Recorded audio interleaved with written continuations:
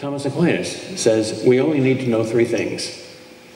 And the Apostles' Creed, the Ten Commandments, and the Lord's Prayer tell us everything we need to know.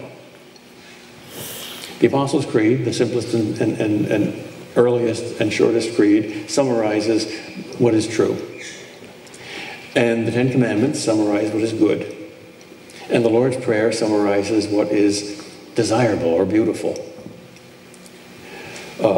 So the creed tells us what we must believe. That's the object of faith, truth. The commandments tell us what we must love. That's the object of the will. That's good. And the Lord's Prayer tells us what we must hope for. That's what gives us joy. If we use beauty as a correlate to hope, we have the true, the good, and the beautiful as the three absolutes.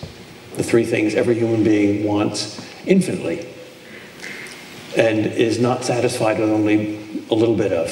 We're satisfied with a little bit of food, we're satisfied with a little bit of power, we're satisfied with a little bit of sex, but not a little bit of truth.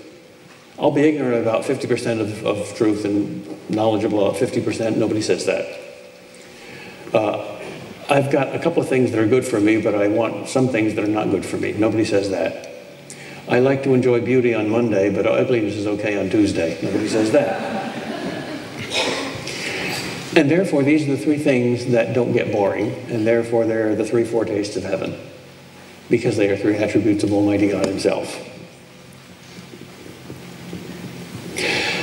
But without God, there really is no truth,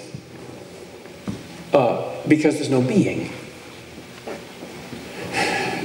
God, being, and truth are a kind of progression. Truth means truth about what is real.